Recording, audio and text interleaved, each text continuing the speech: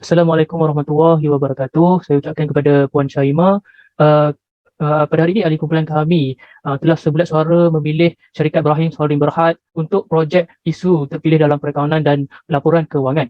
Jadi, ahli kumpulan kami terdiri daripada saya sendiri, Muhammad Zalmi bin Encik Muhammad Zulfikri, A17449, dan rakan berhubungan saya, Muhammad Irfan bin Saiful Azmi, A17436, Nitya Prakash, anak lelaki Ganesan, A17401, dan Amirul Syafiq bin Kadir Maidin A174127. Jadi berikut adalah kandungan yang terdapat dalam slide ini adalah latar belakang syarikat, usaha sama, penyata alih tunai, urus niaga mata wang asing dan kesimpulan. Seterusnya adalah saya akan membentangkan latar belakang syarikat. Okey, Brahim Saudi Berhad ini dikenali sebagai produk makanan halal terkemuka di Malaysia dan serata dunia. Brahim Saudi Berhad juga merupakan syarikat penyedia maklumat dari pengendali utama restoran serta kafe di Malaysia termasuk KLIA dan KLIA2.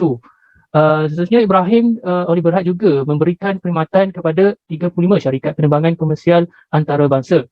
Sebab itu KLIA dan Pulau Pinang sebagai pelanggan utama bagi Ibrahim Saudi Berhad. Dan actually Ibrahim Saudi Berhad ini menghasilkan rata 50,000 hidangan sehari dari dapur penerbangannya di Sepang. KLIA menyediakan lebih 200 penerbangan setiap hari. Okay, berikut adalah anak syarikat Brahim Holdings Berhad.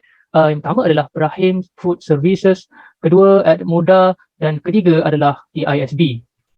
Dan seterusnya adalah struktur korporat dalam kumpulan Brahim Holding Berhad. Jadi kat sini ada beberapa perkhidmatan yang dijalankan oleh Brahim Holding Berhad, iaitu flight catering dan cabin handling, F&B, bonded warehousing, sugar refinery and others. Jadi apa yang saya highlight dekat sini adalah syarikat Dewina Host Sdn Berhad, di mana ia merupakan usaha sama antara Brahim Holding Berhad dengan syarikat Dewina Host Sdn Berhad. Jadi usaha sama ini adalah dalam bentuk entiti yang dikawal bersama. Seterusnya kita akan lihat kepada usaha sama Brahim Holding Berhad. Bagi MFRS 11, pengaturan bersama dalam para 4 menyatakan pengaturan bersama di mana dua atau lebih pihak menjalankan aktiviti ekonomi yang tertakluk kepada kawalan secara bersama. Para 5 pula, ciri-ciri pengaturan bersama menunjukkan pihak-pihak tersebut terikat dengan pengaturan kontrak. Pengaturan berkontrak memberi dua atau lebih pihak bagi kawalan pengaturan tersebut. Seterusnya kita akan fokus kepada polisi perakaunan syarikat. Yang pertama ialah usaha sama. Kepentingan usaha sama diakaunkan menggunakan kaedah equity. Pelaburan dalam usaha sama pada awalnya diiktiraf pada kos dan kemudian disesuaikan untuk mengiktiraf bahagian keuntungan atau kerugian kumpulan. Dividen yang diterima diiktiraf sebagai pengurangan dalam jumlah di bawah pelaburan. Yang kedua ialah pelaburan dalam penyata kewangan yang berasingan.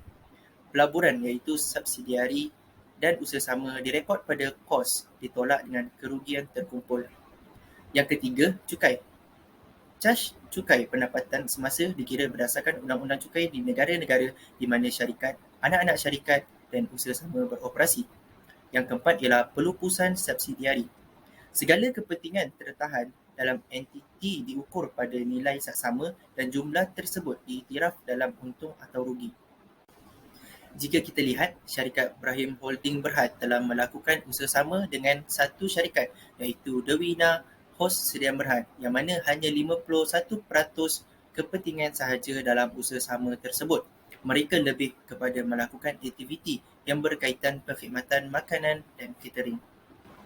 Seterusnya kita akan lihat kepada pelaburan dalam usaha sama. Bagi para 24, pengusaha bersama hendaklah mengiktiraf kepentingannya dalam usaha sama sebagai pelaburan, iaitu mengakaunkan pelaburan itu menggunakan kaedah equity mengikut pelaburan MFRS 128. Dalam MFRS 128 iaitu pelaburan dalam syarikat bersekutu dan usaha sama, iaitu kaedah equity, para 10 pelaburan dalam syarikat bersekutu atau usaha sama diiktiraf pada kos, amount di bawah dan diselaraskan untuk mengiktiraf perkongsian pelaburan ke atas untung atau rugi perniagaan pelaburan selepas tarikh pengambil alihan. Perkongsian pelabur ke atas untung atau rugi penerima pelaburan diiktiraf dalam untung atau rugi pelabur. Okey, mari kita lihat pada penyata kedudukan kewangan Brahim Holding Berhad. di mana pelaburan dalam usaha sama telah ditunjukkan pada not 7. Jika kita dapat lihat pada not 7 tersebut, menyatakan bahawa pelaburan tersebut telah digunakan berdasarkan kos. Oleh itu, Brahim Holding Berhad ini telah melakukan kaedah ekuiti dalam usaha sama mereka. Seterusnya, keuntungan yang diperolehi dari pelaburan usaha sama telah direkodkan ke dalam penyata pendapatan. Jadi, nilai yang direkod itu adalah berdasarkan share aset Brahim Holding Berhad tersebut. Okey, kita akan lihat kepada pendedahan usaha sama dalam PAT. MFRS 107/31, aliran tunai dari faedah dan dividen yang diterima dan dibayar hendaklah didedahkan secara berasingan. Setiap satu akan diklasifikasikan secara konsisten dari tempoh semasa ke semasa sama ada aktiviti operasi, pelaburan ataupun pembiayaan. Berdasarkan aliran tunai Brahim Holding Berhad ini menyatakan bahawa dividen yang diterima daripada usaha sama itu dinyatakan di dalam aktiviti pelaburan tersebut. Nama saya Nitya Prakash bernambur metrik A174001. Seterusnya, saya akan menyambung pembentangan dengan penyata alir tunai. Bagi MFRS 107 para 43 menerangkan urus niaga bukan tunai. Bagi transaksi pelaburan dan pembiayaan yang tidak memerlukan penggunaan tunai atau setara tunai akan dikecualikan daripada penyata alir tunai. Transaksi sedemikian hendaklah didedahkan di tempat lain dalam penyata kewangan dengan cara yang menyediakan semua maklumat yang berkaitan dan relevan tentang aktiviti pelaburan dan pembiayaan ini. Untuk para 44A, banyak aktiviti pelaburan dan pembiayaan tidak mempunyai kesan langsung ke atas aliran tunai semasa walaupun A menjejaskan struktur modal dan aset sesebuah entiti. Pengecualian transaksi bukan tunai daripada penyata alir tunai adalah konsisten dengan objektif penyata alir tunai kerana item ini tidak melibatkan alir tunai dalam tempoh semasa. Contoh urus niaga bukan tunai ialah pemerolehan aset sama ada dengan menanggung liability berkaitan secara langsung atau melalui pajakan kewangan. Seterusnya, bagi komponen tunai dan kesetaraan tunai, para 45 menyatakan entiti hendaklah mendedahkan komponen tunai dan kesetaraan tunai dan hendaklah membentang penyelarasan amaun dalam penyata alir tunainya dengan item setara yang dilaporkan dalam penyata kedudukan kewangan. Seterusnya, berikut adalah penyata aliran tunai bagi Brahim Holding Berhad. Aliran tunai yang diguna pakai iaitu kaedah yang diguna pakai adalah kaedah tidak langsung.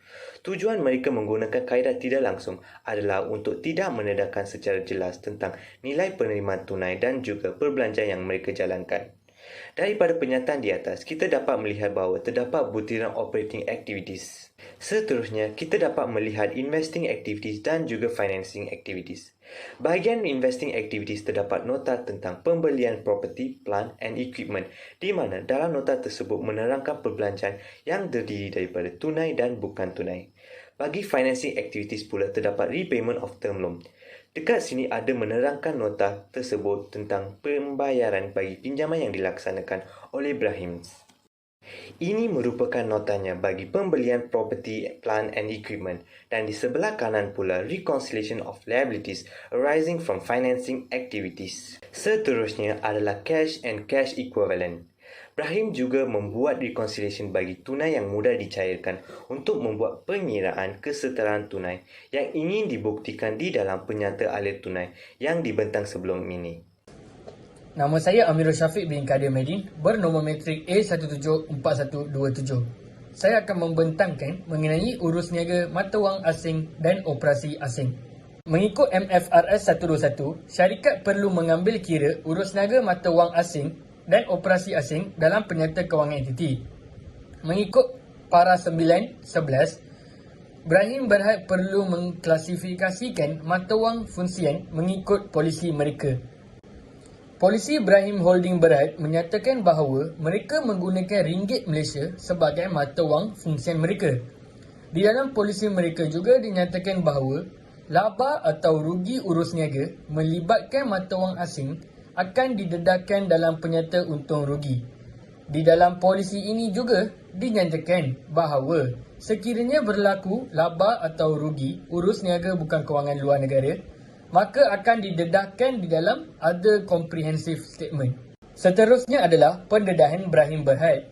Pendedahan Brahim Berhad mengikut standard MFRS kerana laba atau rugi urus niaga mata wang asing telah direkodkan dalam Profit or Loss Statement. Juga dapat dilihat bahawa Brahim Berhad juga mengiktiraf keuntungan realisasi dan bukan realisasi mata wang asing dalam Other Income Statement. Seterusnya adalah operasi asing.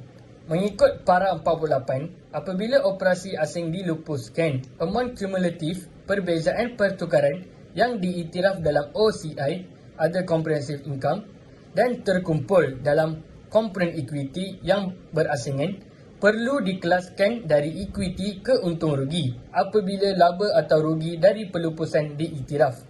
Ini bermaksud semua operasi asing seperti pelaburan, joint arrangement, anak syarikat perlu diiktiraf laba atau rugi pelupusan. Mengikut para 52, amount perbezaan pertukaran mata wang akan diiktiraf dalam untung rugi kecuali perbezaan pertukaran dari instrumen kewangan yang diukur pada nilai saksama melalui untung rugi selaras dengan keperluan MFRS 139. Bagi pendedahan Brahim Berhad, kumpulan tidak memiliki pelaburan atau anak syarikat atau joint arrangement di luar negara. Maka semua laba atau rugi akan dimasukkan dalam penyata untung rugi. Jadi kesimpulannya, ahli kumpulan kami telah membuat kajian berkenaan Brahim yang mengatakan bahawa Brahim telah memenuhi segala MFRS yang digunakan mengikut piawaian dan polisi yang ditetapkan oleh MASP. Jadi akhir kata daripada kumpulan kami, kami ingin mengucapkan ribuan terima kasih kepada Puan Syaimah kerana telah memberi tunjuk ajar dan bimbingan sepanjang kami mempelajari subjek isu ini. Terima kasih.